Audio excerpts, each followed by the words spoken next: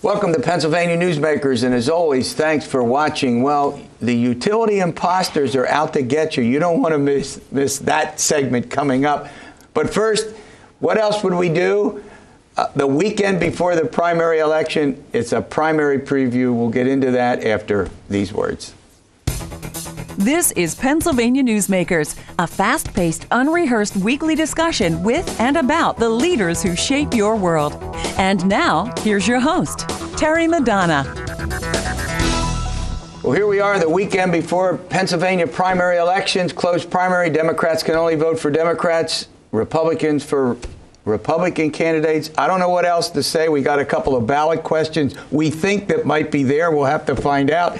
Joining me to talk about that is Wallace McKelvey. He's with the Harrisburg Patriot News PennLive, and he's been you've been working on this Senate. What have you been? Go ahead. I've done profiles of each of the Senate candidates and then covering the Senate race as it plays out. Okay. Yeah. And Brad Bumsted with the Pittsburgh Tribune-Review. Brad, you do it all. You get stuck doing it all, don't you? I do. Yeah. Oh, that's great. All right. Well, let's start with you. Here we are. Let's talk a little bit about the Democratic primary. Hillary Clinton in every poll has a double-digit lead with the background in this state. Is there anything likely to be a big surprise here? No, I think we're going to be sort of a reflection of the results in New York. I see it playing out pretty much that way, both in the Democratic and the Republican side, based on your recent poll. But the real encouraging thing here is that for Pennsylvania voters is that for so many years of election cycles, the Pennsylvania primary was meaningless. Mm-hmm. And this is the second time that I can remember, the other time was Hillary and Barack Obama, right, that it's been meaningful and can have an impact on the race if you can figure out who the delegates are. Yeah, that's right. On the Republican side, yeah, exactly. Hillary, excuse me, Hillary Clinton and Barack Obama they were in this state long enough in 2008. I thought we were going to give them residency. They could qualify. Right, they were here for about a month. You were covering that. I was, yeah. I covered their debate down in Philadelphia at the National Convention Center, and it was really good that for once Pennsylvanians could get involved in it. And now again, it's meaningful. It may not be pivotal, but it could be. Yeah. Let's talk a little bit about the Republican side. Donald Trump has a double-digit lead in every poll. Last three polls, 14 percentage points, 15 percentage points, 16 percentage points. Does he get a little kick out of New York, do you think? Brad mentioned that earlier in some respect. I mean, I don't think you can, this concept of momentum, I don't really think that there's anything to that. Mm-hmm. Like you can see the call and response where certain candidates, if they have, especially with Clinton, we saw in Michigan, right, where their supporters get a bit complacent and maybe don't turn out to the polls because they think that their candidate is so far ahead. But in terms of momentum specifically out of New York, I don't know. The bigger question there is the delegates. Do we even want to try to explain this? Go ahead, take a crack at it. Well, my colleague at PennLive, Charlie Thompson, did a really good deep dive into this. And in Pennsylvania, especially, at least with the GOP primary, you not only are you voting for the candidate that you choose, you're also voting for the delegates who will go to the convention and actually vote for the candidate, basically for whatever candidate they want. On a kind of district level, these candidates aren't bound. Right, congressional district, 3 to a district, and they're not bound. They can do whatever they want. And what's even more kind of concerning to the average voter is that there's no real indication, at least on the ballot, about the individual delegates who they're going to support.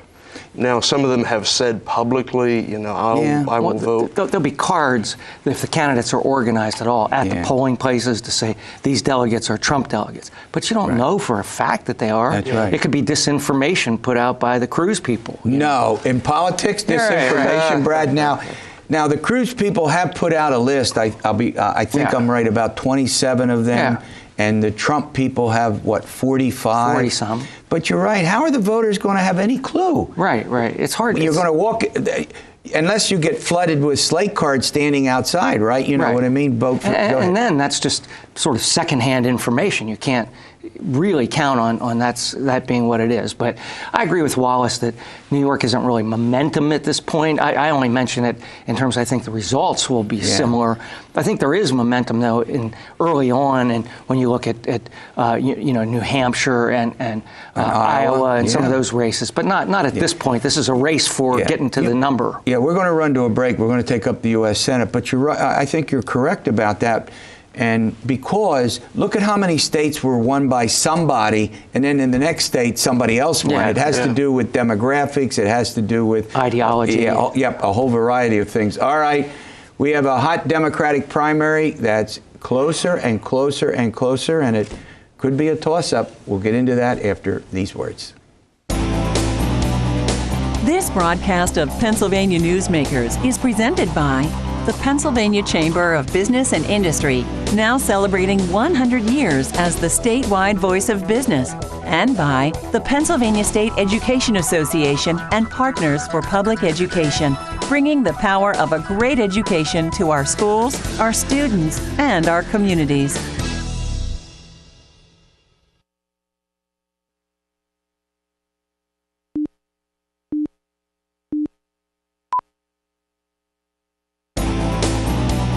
This broadcast of Pennsylvania Newsmakers is brought to you by the Pennsylvania Highway Information Association, the go-to source to learn about transportation projects and issues.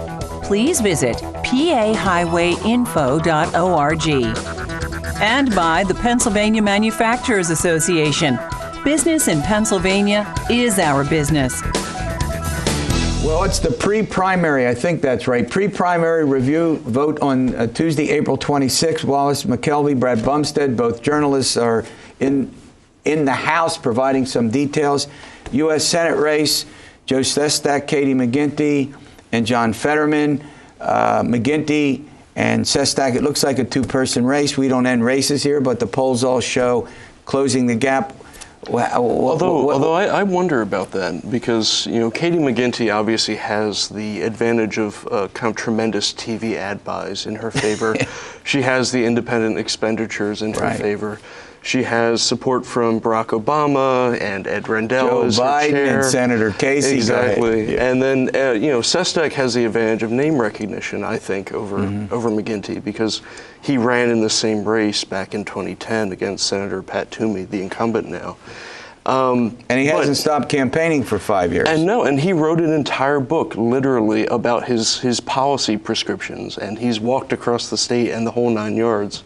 Ed Rendell called him, a great retail politician, because he knows how to do that, and he does it very well. One interesting thing, the Braddock mayor, John Fetterman, I wonder how much of his support is actually kind of being detected in the polls. Because throughout this process, he's been kind of more targeted to young voters and to kind of super rural working class voters, people who may not have landline phones, people who may not respond to online polling. If you call them, they may not even answer. And he supports Bernie Sanders. And he supports Bernie Sanders. Now, that's not to say I don't think Fetterman is necessarily the front runner at all. But I think he may have more support than we're getting. Brad, what's your assessment of this? I'm still of the mind that it's a two-person race. McGinty has been coming on strong, as Wallace points out. $4 million in these outside expenditures. I mean, it's tightening. This could go down to the proverbial wire. I really do think it could turn out to be a dead heat in the end between Sestak and McGinty. I think Wallace is right that there are things that don't measure Fetterman's support, but on the other hand, I just don't see him registering significantly in this race. Maybe enough to cut some support enough away from somebody, but Sestak's got one thing that Katie McGinty doesn't have. He puts Admiral in front of his first name. And for what that's worth, it certainly helps. But Katie's got that great story about the working class family, daughter of a policeman in Philadelphia, Northeast Philly. So, look, they're both good candidates. And Sestak's worn out, I joke, 20 pair of sneakers, as Wallace points out, walking across the state for 5 years. Anytime 5 Democrats would get in a room, am I right or wrong? Oh, and the optics of having Joe Sestak Jack show up to most of his campaign events in like a navy, like olive green flight jacket and jeans. I got it. You know, and then, you know, another kind of noteworthy thing about McGinty is, you know, she told me for the profile I wrote about a month ago that she actually does buy all of her suits at consignment shops and has been doing this since she was the environmental secretary under Ed Rendell. So all of them. Is that Brad's point? Comes from the working class? All of them doesn't want to separate herself from the working class. Is that it? They're all kind of going after that so-called like But here's the bigger vote. point. They don't. If you look at the issues, there's virtually no difference. I mean, there are differences, but none. Very subtle differences. Yeah. I couldn't.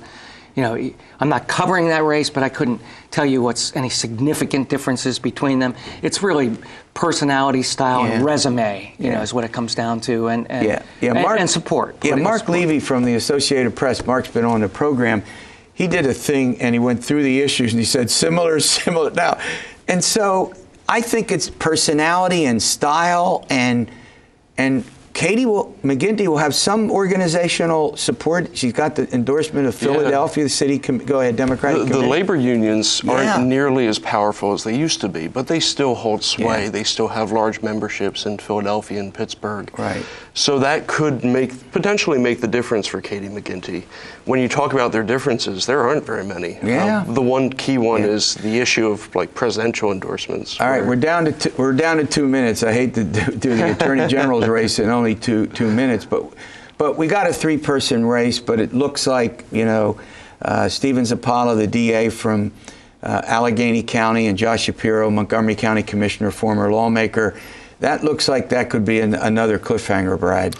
It does, and as a noted political analyst told me yesterday, the Democratic Party is divided on that, and it's, you know, you have the big names in the party supporting Shapiro, you know, from Ed Rendell to Barack Obama, but you have the unions in Philadelphia and Bobby Brady, the chair of the city Democratic Council, supporting Zappala. And Zappala is going to have a unified Western Pennsylvania vote because they support local candidates. So if he takes that plus cuts Shapiro in Philadelphia, who knows how it's going to turn out. I can't predict it. Do you agree? This could be a cliffhanger, and there's very few polls. I haven't seen any polls, actually. There may have been, but largely because there's probably a lot of undecided votes, wouldn't you say? Well, that and, you know, Kathleen Kane had kind of intimated that she was still going to be in the race for so long that, you know, I remember that one, I think it was a Harper poll back in January or February that had her leading the hypothetical pack. Name recognition, maybe? Yeah, and just name as recognition. just as with the Senate race, there's not that much difference. They all just are running against Kathleen Kane pretty much. And John Morganelli, the other candidate we have in this to mention race, John. is the longtime district attorney in Northampton County. And good record as DA, undoubtedly. He's personally tried 25 murder cases. Absolutely. But it's interesting because he's almost been an adjunct of the Zappala campaign, attacking Shapiro. Constantly attacking Shapiro. All right. He says he's having fun. Great update. All right, what is this about when I mention utility imposters? Something to beware of. Consumer update. Stay with us. We'll tell you more about that. This broadcast of Pennsylvania Newsmakers is brought to you by the Pennsylvania Credit Union Association. Pennsylvania Credit Unions, where people are worth more than money. To find a credit union that is right for you, check out ibelong.org. And by the Energy Association of Pennsylvania, Pennsylvania's energy information source.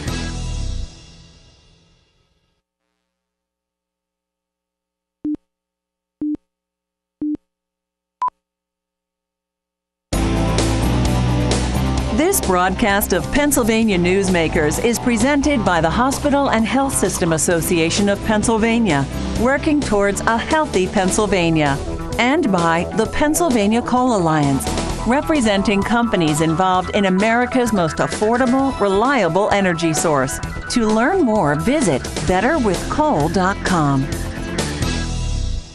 Utility imposters. I've never heard of that before, but I have a couple of people that I think are going to help me and you out there understand what this is. Terry Maenza, he's the Director of Communications and External Affairs with the Pennsylvania American Water, and Russ Bedell, he's Communication and Community Relations Managers with Columbia Gas of PA. You guys have longer titles than most professors I know. All right, let me start with you, Russ. What is a utilities imposter? I don't love it, but it's just catchy. It's catchy. No, absolutely. Well, a utility imposter is a criminal who poses as a utility worker to gain access to a customer's home. So what do they say? Well, they could show up at your door, they could have a hard hat, a safety vest, a work belt, and come in and say, there's something wrong with your water, there's something wrong with your gas lines. Can we come inside and take a look? Now, do people ever ask, that's great. I mean, if somebody showed up, I'm not sure I would go with the next question. I mean, I'm not sure I would have a good answer. Will you show me some credentials? And that's what we're encouraging the public to do, and ask that question, to ask for a photo ID. And there seems to be like a natural trust that people have, customers have, when someone shows up and says, I'm from the gas company, I'm from the water company, I need to check your water pressure, can I come inside? Yeah. And there's just, like I said, a natural trust. They say, oh, sure, come on inside. And that's all they need. Once they get inside, typically what they'll do is try to distract the homeowner, and they may have an accomplice who's then going through the bedroom, other rooms, purses. So you mean usually there are two people? Is that it? Two people that come in? Or there can be. It can be. That's your point, right? It can be, yes. And do they actually give the name of a company?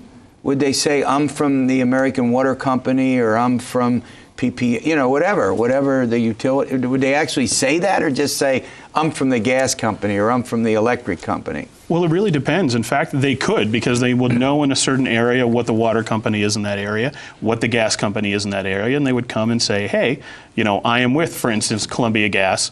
I need to come inside and take a look at your lines. They better make sure they know that you're actually a customer. Mm-hmm. Is that hard to know? Some customers don't, but you're right. I'm not sure I do. Exactly, some customers don't, but again, and oftentimes, really, all they do is say, "I'm from the water company." Again, they'll make up an excuse. We have a report of low pressure in the area. Can we come inside and check your faucet? Oh, that's even better, because it's generic. It's like it involves your neighbors are involved in this, right? And these imposters are, they're very well spoken, they're articulate usually, and they know what kind of excuses to get inside. Here's the question. They get in the house. What are they there for? What are they trying to get? Well, in an immediate sense, they could be trying to steal things. They could be stealing items. They could be stealing money. Now, they're criminals, so it could rise to a violent crime as well. So the important thing is you don't want to let them in the house unless you know who they are. I understand. Mm-hmm. So is that the point? If there are two of them, one of them, they go, well, let's go down in the basement and we'll take a look at whatever, where, pipes or something, a meter might be, and then the other person. Yeah, exactly. And again, they'll take electronic equipment, cash, jewelry. There's been numerous incidents. Really? Again, people literally getting robbed of thousands of dollars worth of cash, jewelry, electronics, what have you. Wow. And they're very good. They come in, they give their story, distract you, and they get what they can, and they're out the door, and it just takes minutes. We're going to run to a break, and I want to talk about what you all are doing about it. But before I do that, how widespread is this? More widespread than you would think? Yeah. I think so. I think especially over the past year or two, we've been hearing more and more stories about this happening. So, All right, we're talking about utility imposters. Now, what's being done about it, that's probably as important as anything that we could talk about when we're on this subject. We'll take care of that business after we take care of some commercial business. This broadcast of Pennsylvania Newsmakers is brought to you by the Pennsylvania Medical Society. Inspired physicians committed to the good health of Pennsylvanians and the advancement of the practice of medicine. And by the Pennsylvania Healthcare Association, advancing quality, improving lives.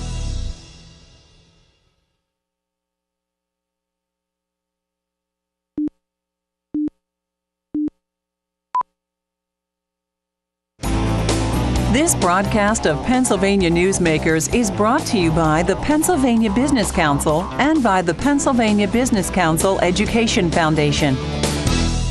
Well, Russ Bedell and Terry Maenza join me, and we're chatting about something that I didn't even know existed, utility impostors. And so, Terry, let's start with you. What is being done about it? That's I think, pretty important. Sure. A lot of the utilities got together last year, formed an alliance called the Keystone Alliance to Stop Utility Impostors, and it includes gas, electric, water companies, also includes the Public Utility Commission joined us, law enforcement, the State DA's Association, and Police Chiefs Association. Wow. Again, because we're all trying, and the goal is to raise awareness to the consumers, to homeowners, again, how these impostors operate, what they try to do, and how homeowners can protect themselves, what questions to ask, what to look for, again, so they don't fall prey. Are you putting out a lot of media releases? Are you on the web? I mean, tell us a little bit about that. Yeah, I know the utility companies have been putting out messages on social media. We've been putting out public service announcement, commercials about it, and really just trying to get the word out about what people can do, the steps they can take to make sure that this doesn't happen. Yeah. Now, if we revert back, so are you meeting, does this alliance meet regularly? Do you have? Not regularly, but we continue to stay in touch with each other. So again, so we're sharing information when incidents happen, and again, sharing on social media with the news media, again, just to raise awareness. So you're trying to collect information. I mean, eventually, will this perhaps be put out in a report? You're collecting all the reports that you get so you can get a sense of the incidence rate of this?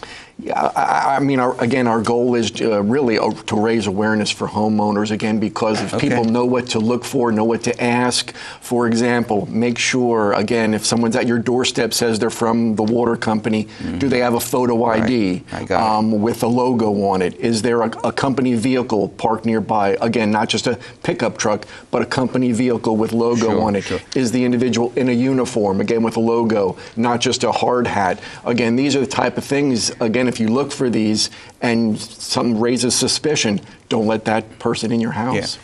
A couple of things just to revert back. They show up without an appointment, and that's unusual, right? It can be. I mean, that is the first step, because usually when a utility will come to your house, you've made an appointment, something you've called because you have a problem with your water or your gas, so they know to come out. Now, there are times when utility workers will come out without that appointment. For instance, if a gas company is putting in a gas line in the road and they're going to be installing a service line to your house, they may be knocking on your door without having called it before, but there's work going on in your street, so usually you know that the utility company is there. Yeah, and we have about 35, 40 seconds left, but they also, here we go again, preying on the elderly, right? Yeah, they typically try to prey on the elderly, but also it happens in urban communities, it happens in the suburbs, and it happens in rural communities as well, so everyone really needs to be aware. Well, look, this has been a great help. I'm glad you guys could come in and we could chat about this so everybody can be aware. All right, we'll see you next week for another edition of Pennsylvania Newsmakers, and as always, stay well.